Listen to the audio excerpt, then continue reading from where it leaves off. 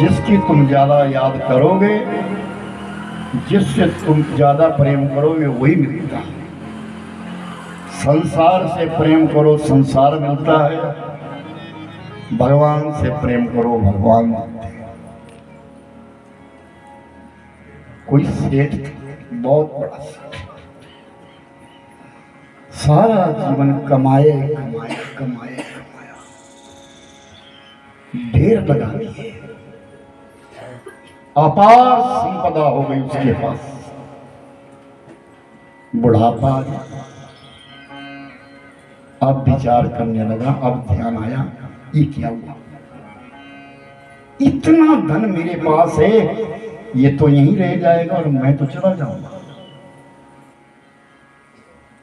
ऐसा कोई उपाय है कि मैं इस धन को भी लेके जाऊं? ऐसा कोई उपाय बता दे तो मैं उसके लिए बहुत सारा धन दूंगा। और उसने अपने मकान के बाहर बोर्ड लगा दिया, कोई मुझे ऐसी युक्ति बताओ कि जो धन मैंने कमाया है उसको मैं ले जाऊं साथ, मुझे वो आगे जाकर के मिल जाए, मरने के बाद मिल जाए। सारी उम्र कमाया इतना धन, तो उस बोर्ड को सब पढ़े और आगे निकल जाए भी, ऐसा तो कोई उपाय है ही नहीं। आज दिन तक मरने के पश्चात कोई लेके तो गया ही नहीं। मर के तो कोई ले नहीं गया। तो एक दिन फकीर आया, उस फकीर ने कहा ये बोर्ड किसने लिखा है? तो वहां एक सेवक खड़ा था, उसने कहा हमारे यहाँ एक बहुत बड़े सेठ है, उन्होंने लिखा है, चलो मुझे ले चलो। वो फकीर चला गया बाबा के पास, सेठ के पास। आपने वो बोर्ड लगाया, आपके पास धन संपदा है? हाँ बहुत है, अपार धन है जिसको मैं गिन नहीं सकता, पर अब मेरा दिल धड़कता है कि मेरा धन तो यही रह जाएगा और मैं चला। अगर कोई ऐसा उपाय बाबा तू जानता है तो मैं तेरे लिए मुंह मांगा इनाम दे दूंगा कि मैं इसे साथ लेके जाऊं, मुझे आगे भी मिले जाकर के। एक एक कौड़ी मिलेगी तेरे लिए सेठ, जितना तू यहां देगा उतना सब मिलेगा तेरे को, और एक जन्म में नहीं कई जन्मों में मिलेगा। ऐसा उपाय कौन सा उपाय? धर्म। अपना धन धर्म पे लगा, गौशाला में लगा, रास्तों में बना, गरीबों में लगा, मंदिरों में लगा, जहां जहां भी धर्म है वहां वहां अपना धन लगा। इस जन्म में लगाएगा, कई जन्मों में मिलता है। बोल सच्चिदानंद को। समुद्र का पानी जो है वो खारा होता है। समुद्र का पानी खारा होता है, पीने की योग्य नहीं है। नदियों का पानी निर्मल होता है, वो पीने की योग्य है। बावड़ियों का पानी कितना मीठा है, पीने का भी नहीं, लेकिन समुद्र का पानी खारा, क्योंकि समुद्र लेता ही लेता है, लेता ही लेता है, देता नहीं है। नदी ले भी रही और दे भी रही है। जो ले रहा है और दे रहा है वो पवित्र है, और जो संग्रह कर रहा है, एक जगह ले रहा है, इकट्ठा कर रहा है, वो खारा हो रहा है, वो समुद्र है। कुआं है, जिस कुएं में पानी बाहर नहीं जा रहा है और वो गंदा होता जा रहा है। हम जिस धन को ले रहे हैं, इकट्ठा कर रहे हैं, एक जगह ही रख रहे हैं, वो कड़वा होता जा रहा है, और जो आ रहा है और जा रहा है, बह रहा है, वो मीठा बना है। और जिसने इकट्ठा किया ही किया, अपने लिए लिया ही लिया, वो समुद्र की तरह खारा हो गया है। इसलिए याद रखिए कि जो हमें कमाई हुई है उसको हम अच्छी जगह पे लगाएंगे। अपने हाथों से कुछ करके जाओ, कोई नेक कर्म करके जाओ, कोई याद रहे। श्री सच्चिदानंद भगवान जय। भगवान राम, लक्ष्मण और विदेही सती अनुसुईया के आश्रम से आगे चले। सुतीक्ष्ण मुनि मिले, उनको जाके गए और फिर अगस्त्य मुनि के पास चले गए और अगस्त्य मुनि के पास जाकर के विनय करी, हम कहाँ रहे? आप साधु है, जो आप कहेंगे वो सत्य होगा, आप ये बताओ हम कहाँ रहे? पंचवटी में चले जाओ, आगे चले जाओ, गोदावरी मैया का तट है, गंगा बहती है वहां, उस गोदावरी के तट पे चले जाओ और उस तट के ऊपर पंचवटी क्षेत्र है, वहां जाकर के अपना डेरा डालो। मैं इस वर्ष सौभाग्य से, मेरे साथी आए हैं आज, मेरे बुजुर्ग आए हैं पीछे बिलासपुर से, जिनके साथ मैंने बहुत कथाएं करी है और वृद्ध हैं, मेरे पिता तुल्य है, लेकिन बड़ा प्रीति है, प्रेम है। बिलासपुर से चलना मुश्किल है, दोनों माता पिता के लिए अपने भतीजे भतीजी को साथ लेके चलते हैं। तो ये मिलने के लिए हमने सुन लिया, हमारे बिलासपुर में आए हैं पिताजी, तो मिलना जरूर है। हमने बड़ी यात्राएं करी है, जहाँ जहाँ भी गए वहाँ कथाएं करी है, हिंदुस्तान के कोने कोने में प्रतिज्ञा है।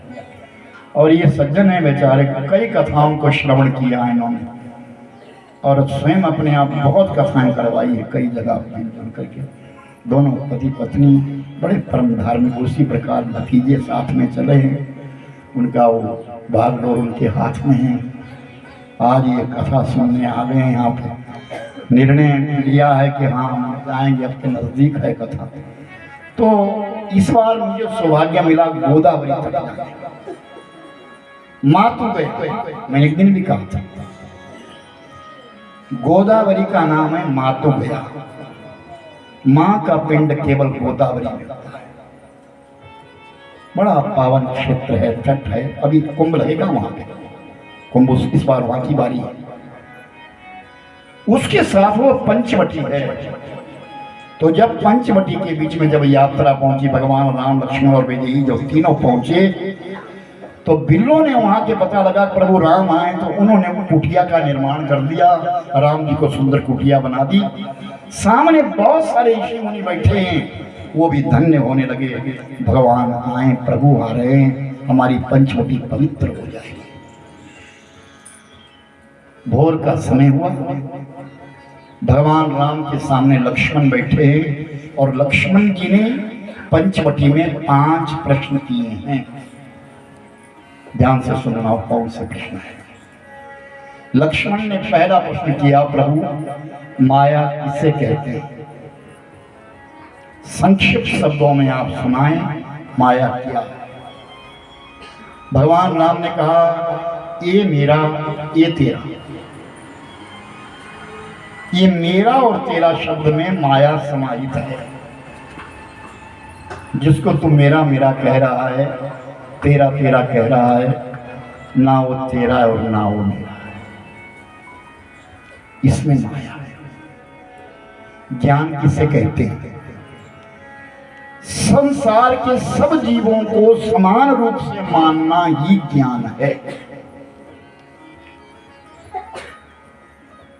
संसार के सब जीवों को समान रूप से मानना ही ज्ञान है।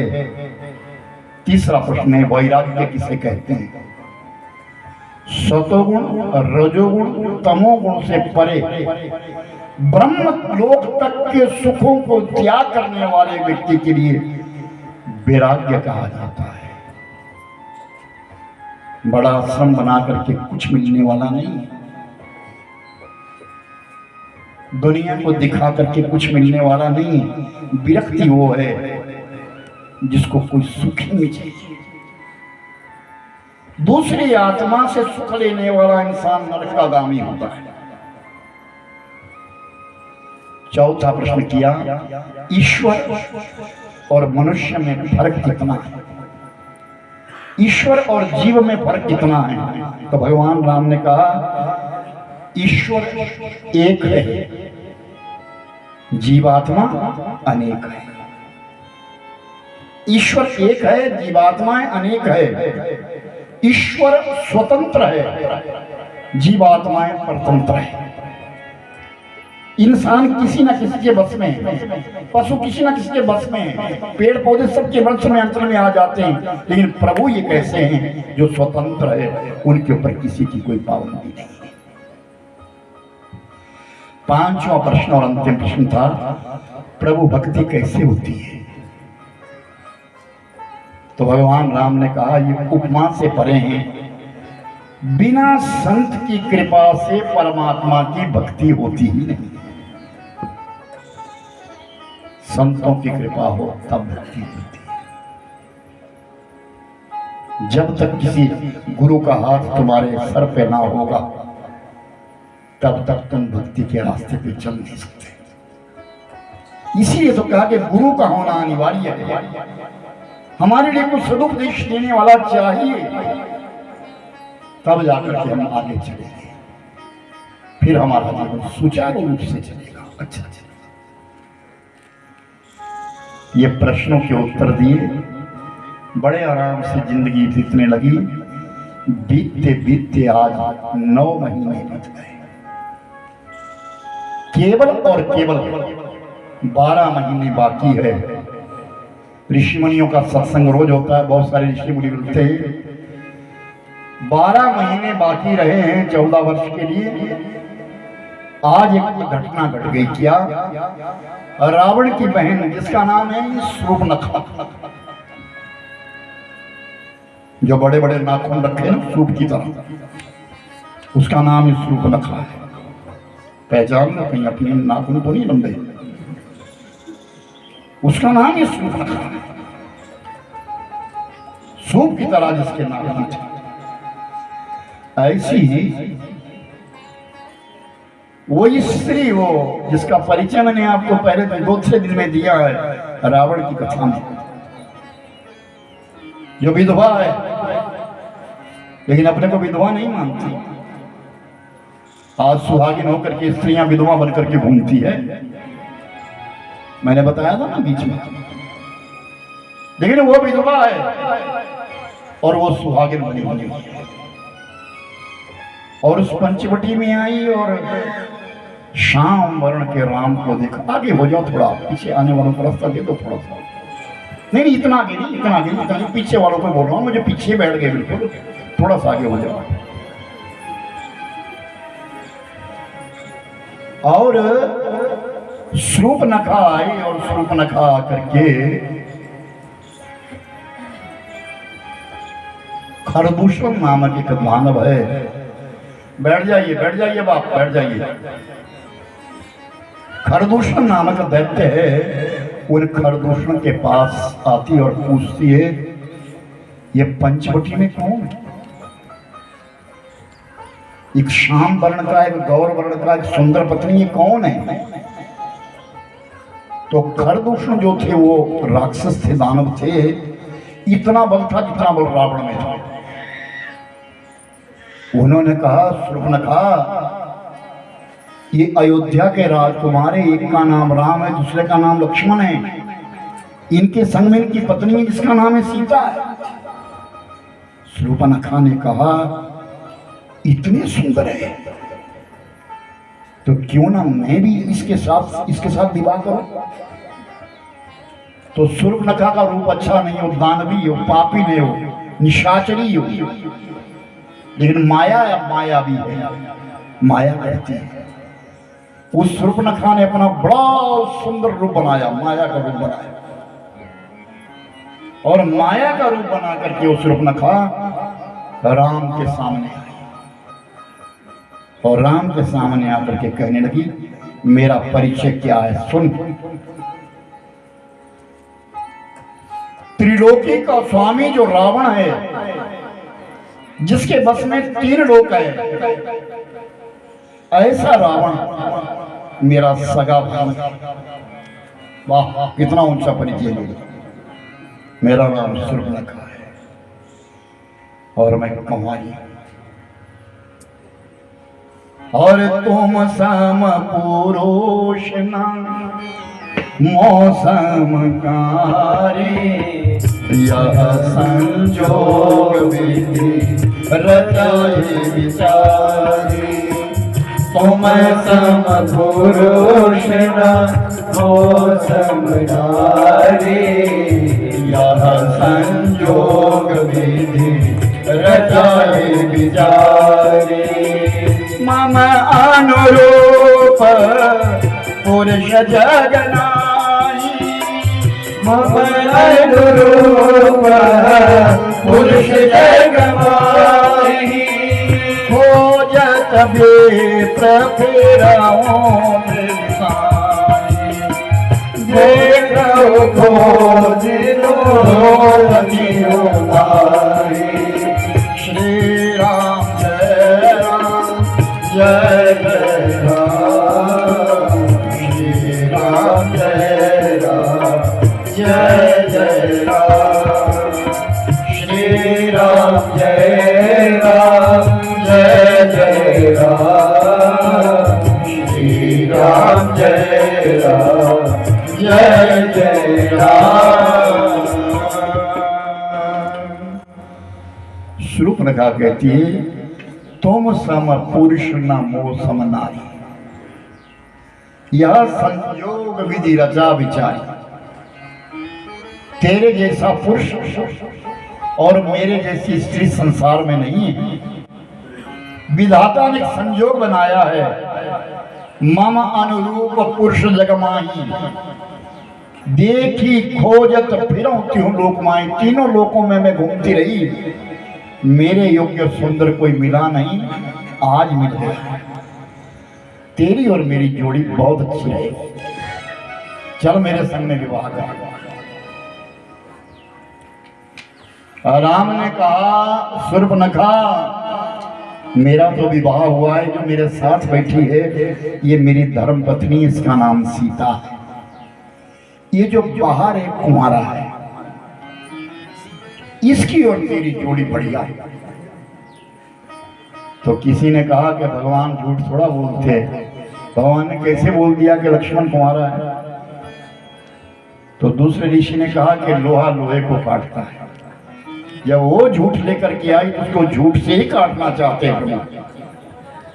शूर्पणखा बाहर चली जा, और बाहर ये जो बैठा है ना, ये कुंवारा है, तेरे संग में अच्छा है। शूर्पणखा उठी और बाहर चली गई जहां लक्ष्मण बैठा था। वो अंदर ना कावा को लूटा है, मैं भी गोरी अभी तू भी गोरा, हमारी दोनों की जोड़ी बड़ी सुंदर। लक्ष्मण ने कहा, तू कहां भूली हुई है, वो राजा है, मैं सेवक हूं। राजा की रानी बन, दासी क्यों बनती है? अच्छा, फिर गई राम के पास। मैं दासी नहीं बनना चाहती हूं तो तेरा दास है, मैं रानी बनूंगी। राम ने कहा, मेरा विवाह हुआ, मैंने ऋषि मुनियों के बीच में संकल्प लिया है, एक ही पत्नी होगी मेरी, और वो दास नहीं मेरा भाई है। तो जा उससे विवाह कर, वो गोरा तू गोरी, फिर आई। मैं तेरे संग में विवाह करूंगी, उसकी पत्नी पहले, उस तेरे कोई नहीं है। बोले, हमारे बाप के 3 थी, अब इसके तो एक, अभी इसने पता नहीं कितनी लाइन लगानी है, ये तेरे को ठग रहा है, तू वहीं जा। और फिर लक्ष्मण ने भेज दिया। शूर्पणखा गई राम के पास। राम ने कहा, शूर्पणखा ये असत्य बोल रहा है, मैंने कोई विवाह नहीं करना है, तू गोरी ये गोरा, तुम्हारी जोड़ी बहुत सुंदर है। और अब शूर्पणखा जो है ना, लक्ष्मण की ओर नहीं गई, सीता की ओर दौड़ी, अपने असली रूप में आई और सीता को खाने के लिए गई। और गई लक्ष्मण रिपु भगिनी जानी,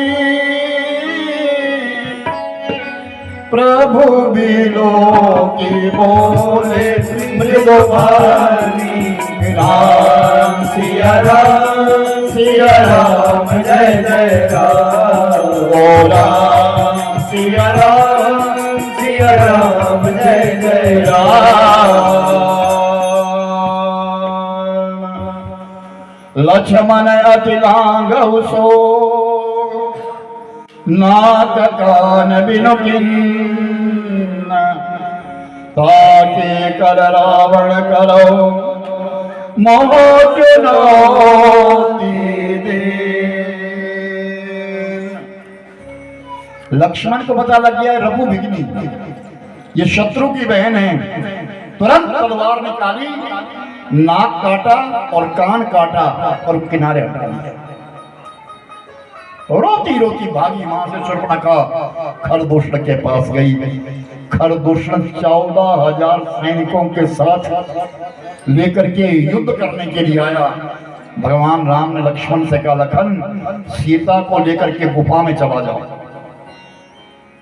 लक्ष्मण ने कहा, भैया मैं युद्ध करूंगा, आप क्यों करेंगे? नहीं नहीं, इसकी मौत मेरे हाथ से है। लक्ष्मण सीता को लेकर के गुफा में चला गया। भगवान राम ने बाणों की वर्षा करके 14,000 दैत्यों के साथ खरदूषण की मृत्यु कर दी। अब शूर्पणखा वहां से भागी और शूर्पणखा भागती भागती सीधी चली गई और जाकर के रावण के पास और रावण के पास जाकर के शूर्पणखा ने सब कुछ उल्टा पुल्टा कह दिया। भैया पंचवटी में एक नारी है, बहुत सुंदर है। मेरे मन में विचार आया कि मैं उस स्त्री को लेकर के आऊं, तुम्हारी सभा की बड़ी शोभा होगी। लेकिन जब मैं वहां गई तो दो वहां भाई है, का नाम राम है, दूसरे का नाम लक्ष्मण है। सुना है वो अयोध्या के राजकुमार है। उन्होंने मेरी इज्जत लूटनी चाहिए और जब मैंने मना किया, अपने को छुड़ाया, तो उन्होंने मेरा नाक भी काट दिया, कान का। भगवान राम का नाम सुनते ही रावण विचार मगन हो गया। क्या प्रभु आ गए? क्या परमात्मा आ गए? और अगर प्रभु आ गए तो अब समय है मुक्ति पाने का। और तामस देह भजन नहीं होई, बिनु हरि भजन मुक्ति नहीं होई। रावण विचार करता है, मेरी देह तामस है, मैंने मदिरा पी लिया, मैंने मांस खा लिया, जो करना नहीं था वो सब गलत काम किए।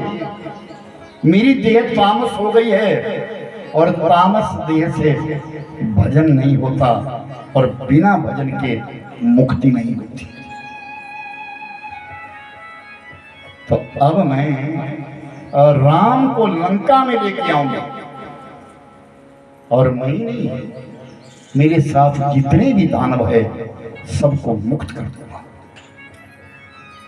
लेकिन राम के सामने जाऊं कैसे?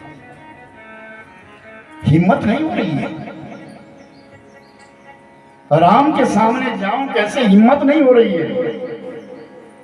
तो कहते हैं कि व्यक्ति कोई ना कोई सहारा ढूंढता है, आश्रय ढूंढता है।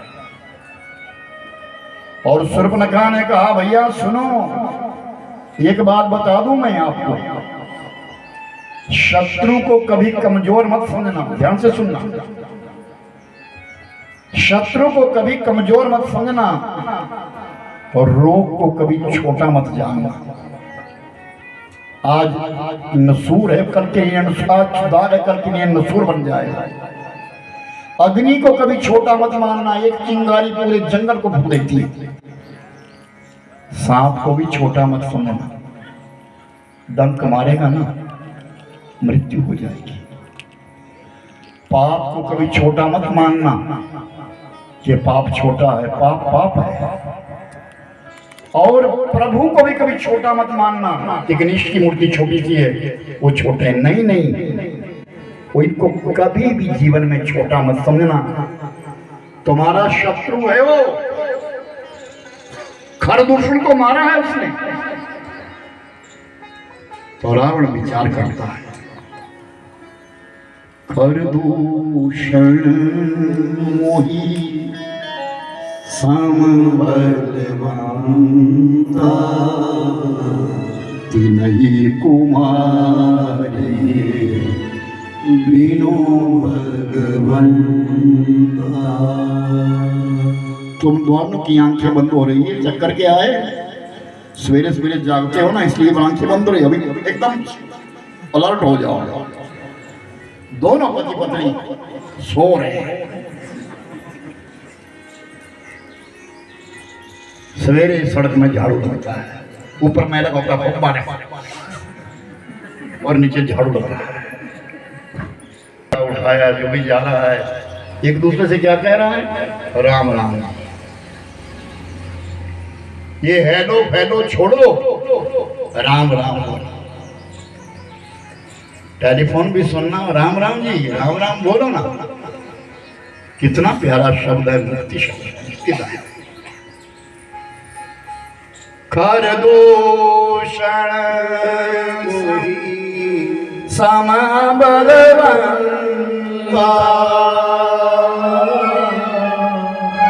तिनहि कुमारी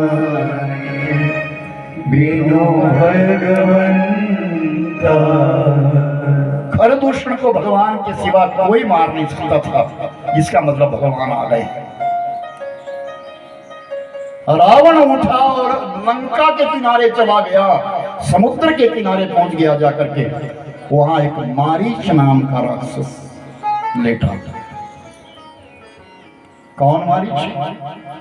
जो विश्वामित्र के यज्ञ को विध्वंस करने को गया था, वो पड़ा। आज रावण खुद गया। जब कोई बड़ा व्यक्ति मिलने के लिए आ जाए, समझ लीजिए तेरी खैर नहीं, उसको कोई काम पड़ा हुआ है। नहीं तो मुझे वहां बुला ले। नहीं नहीं नहीं, कोई जबरदस्त काम है। करी पूजा मारीच तब पूछी सादर हवन हेतु मन व्यग्र गति अक्सर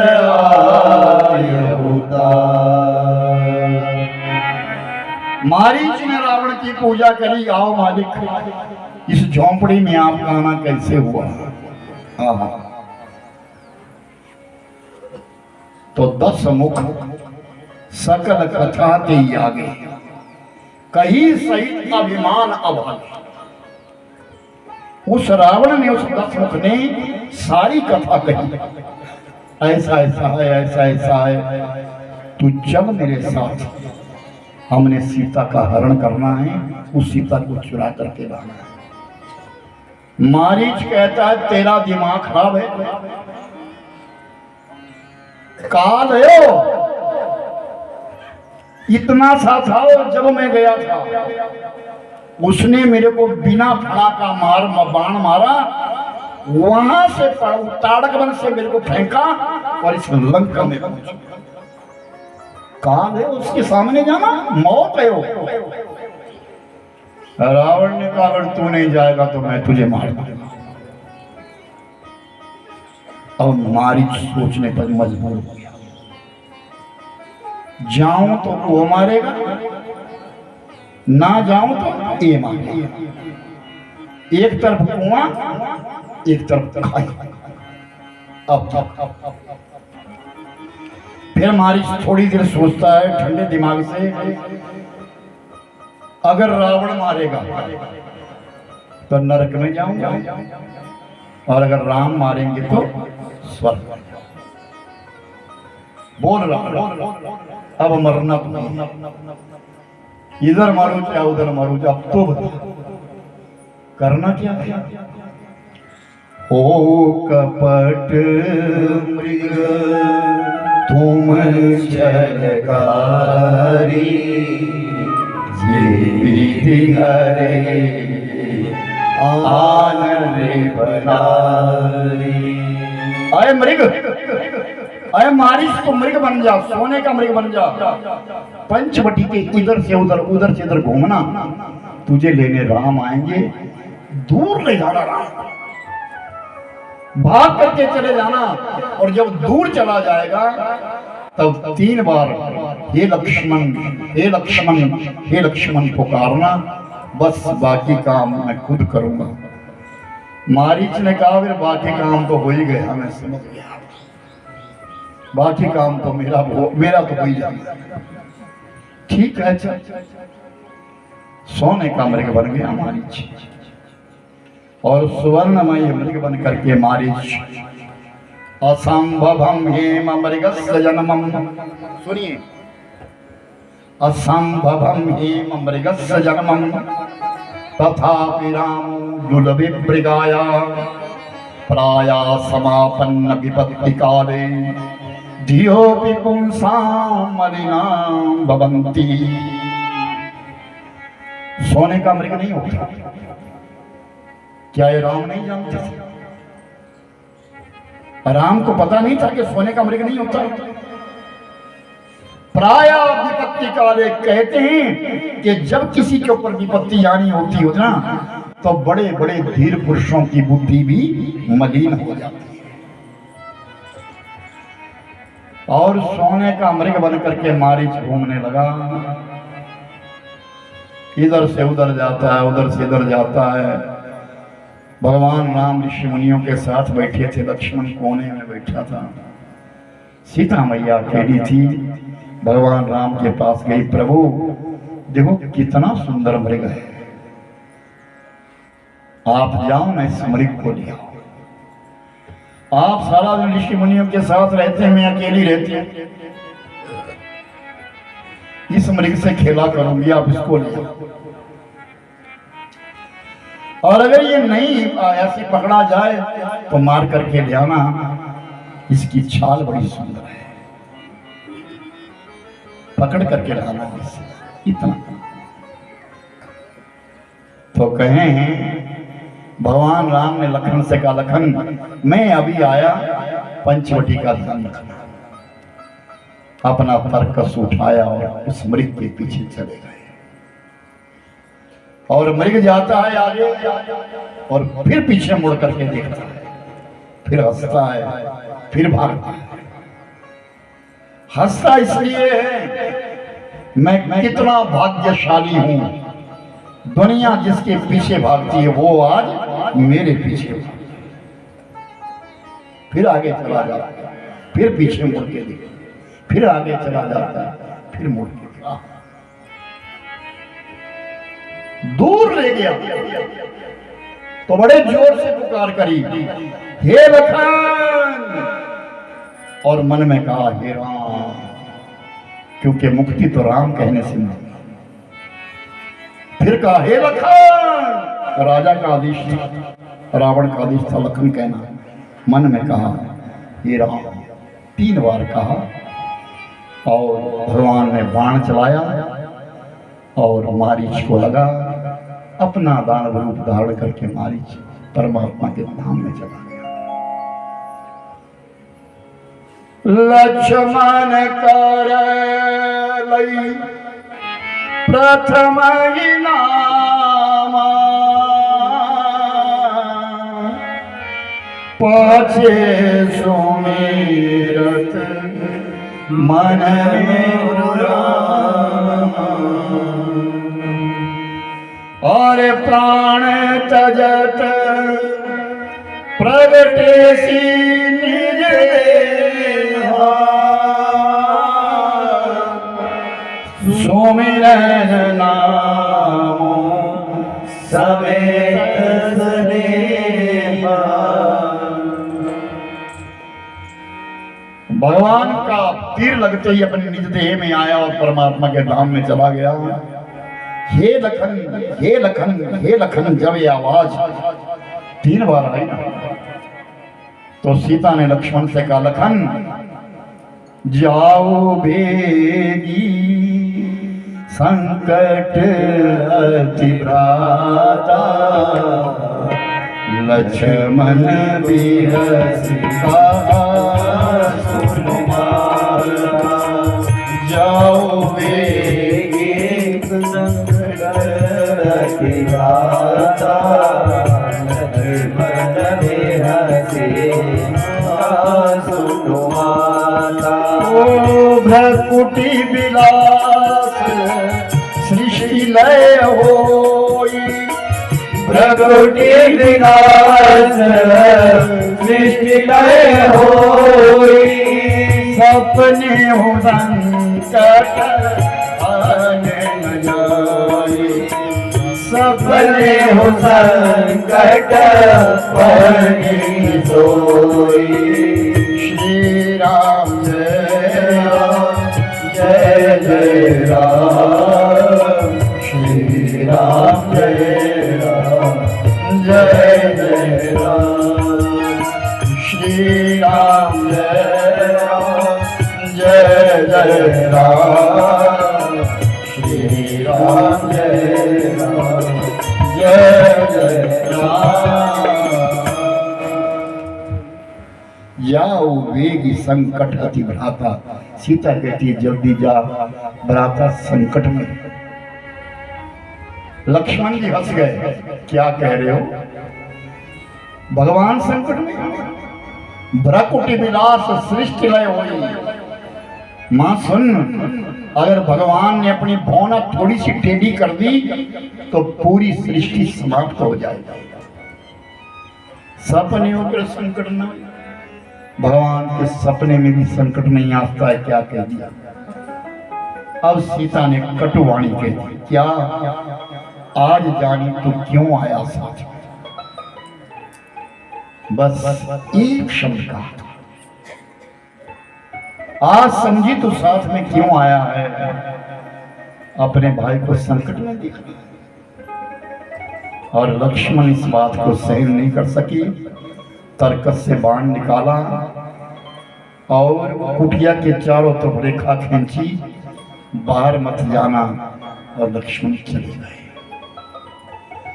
उधर रावण आया, साधु का रूप बना करके आया, और रावण ने आकर के पंचवटी में भिक्षाम देवी भामता।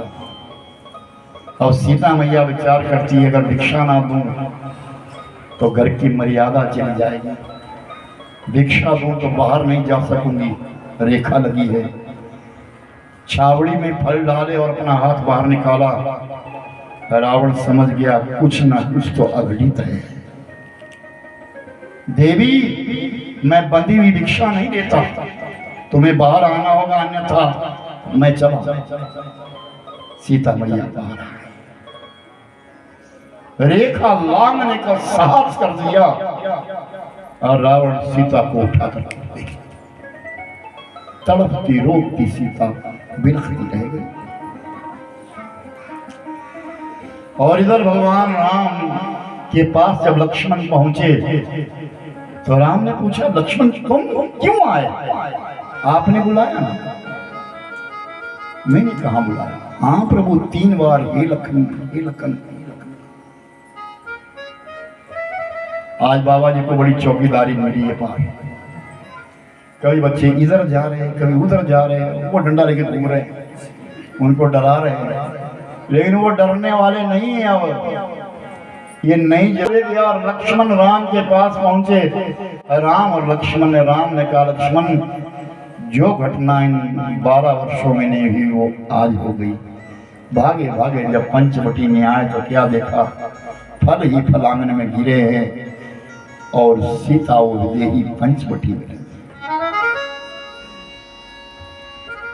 और भगवान राम मुरझा गए, चारों तरफ खोजने लगे। अरे ये खग मृग मधुकर तुम देखी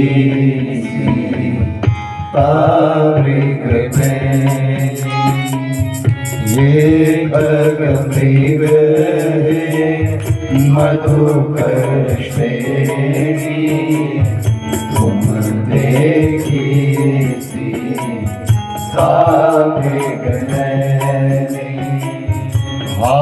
गुण खानी जान सीता रूपशील व्रत नेम पुनीता लक्ष्मण समोरा बहुभारती पूजत चले लता तरुभाती राम राम राम सीता राम राम राम हरे राम राम राम ओ सीता राम राम राम राजा राम राम राम सीता राम राम राम राजा राम राम राम सीता राम राम राम राजा राम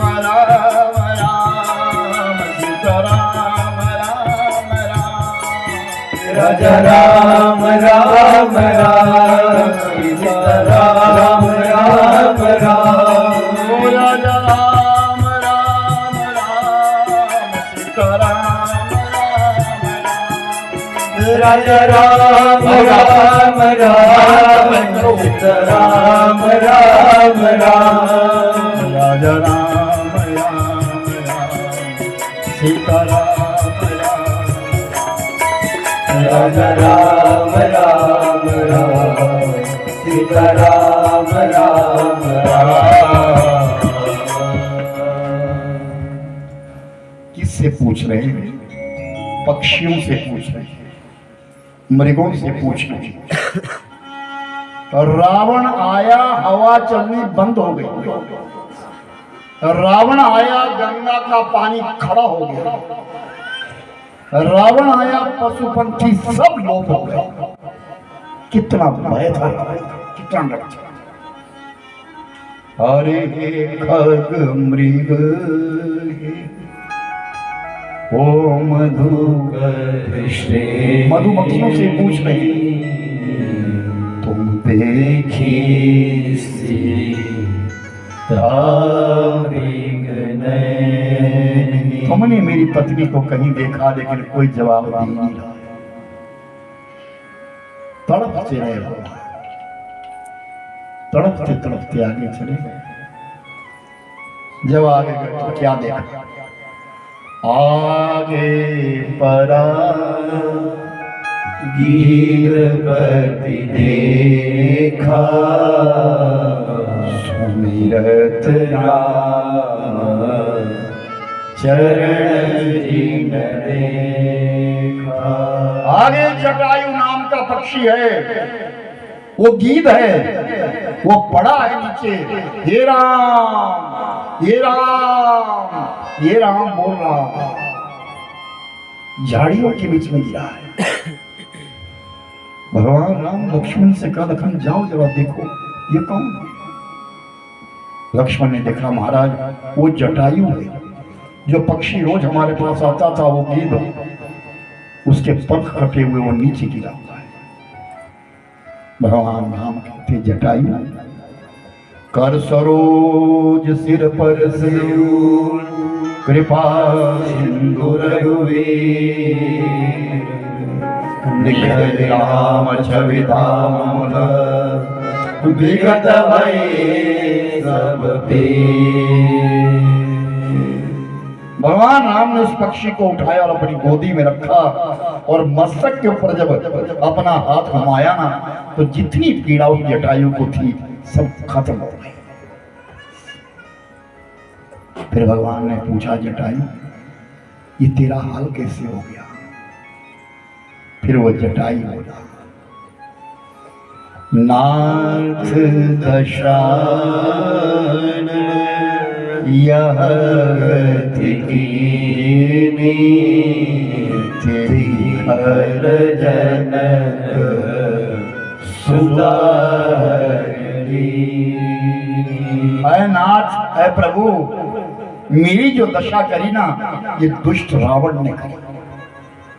तेई खल सतक सीता, तय वही दुष्ट, वो जनक सुता, मां जनक, मां जननी को, मां जगत जननी को, सीता मैया को वो उठा करके दे गया है। मैंने उससे युद्ध किया, एक बार तो मैंने उसको रथ से नीचे फेंक दिया। वही जटायु कितना बलवान था। देखा कभी आएगा ऊपर बाज के आता है तो एकदम बड़े से बड़े जानवर को उठा करके भी ले जाता है वो जटायु। और एक बार तो मैंने उसको धक्का दिया रावण को, रावण नीचे गिर गया, लेकिन उसके हाथ में ना तलवार थी, उसने मेरे पंख काट दिए।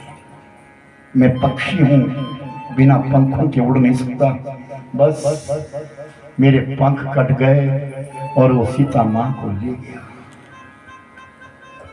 भगवान राम ने कहा, तूने सीता के पीछे पंख कटवा दिया? सीता के पीछे नहीं प्रभु, अपनी पुत्र वधू, मेरी बहू है वो, आप मेरे पुत्र है।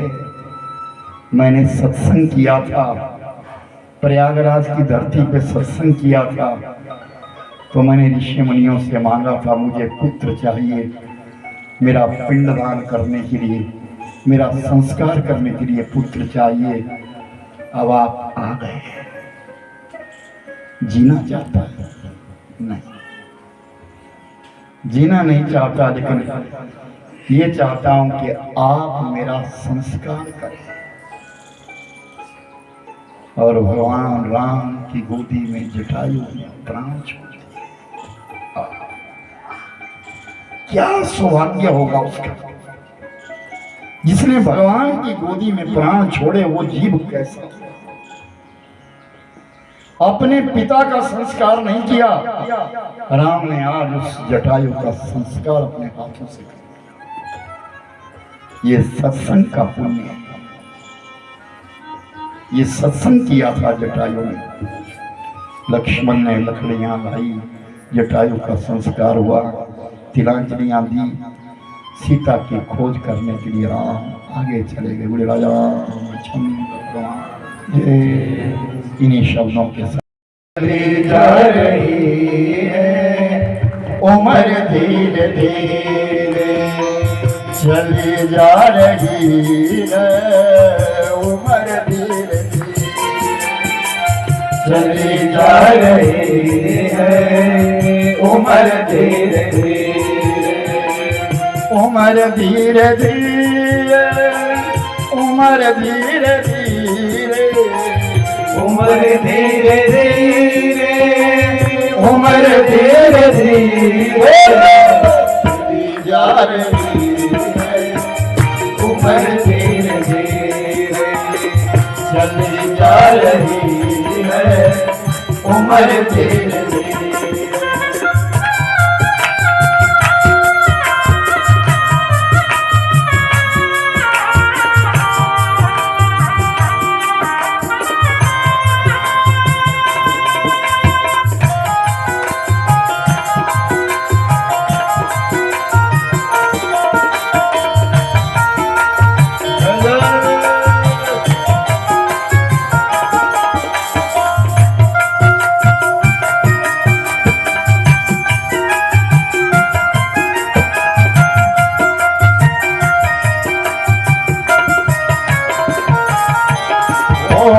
बचपन जाए जवानी भी जाए, बचपन भी जाए जवानी भी जाए, बचपन जाए जवानी भी जाए, बचपन भी जाए जवानी भी जाए, बुढ़ापे का होगा असर धीरे धीरे,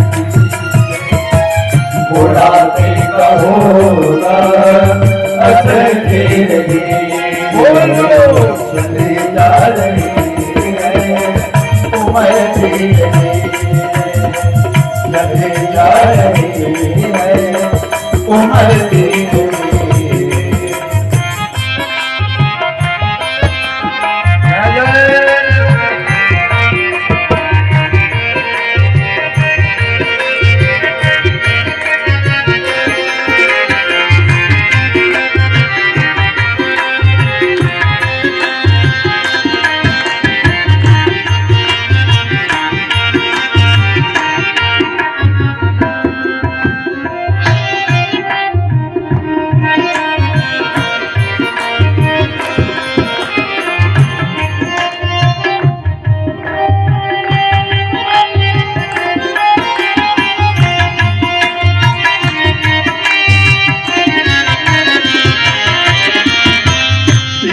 हाथ पाँव में बल ना रहेगा, तेरे हाथ पाँव में बल ना रहेगा, तेरे हाथ पाँव में बल ना रहेगा, तेरे हाथ पाँव में बल ना रहेगा। हर झुकेगी तुम्हारी कमर धीरे धीरे, झुकेगी तुम्हारी कमर धीरे धीरे, जा रही उमर धीरे धीरे, चली जा रही है उमर धीरे धीरे, उमर धीरे धीरे, उमर धीरे धीरे, उमर धीरे धीरे, उमर धीरे धीरे, चली जा रही है उमर धीरे धीरे, चली जा रही है उमर धीरे धीरे।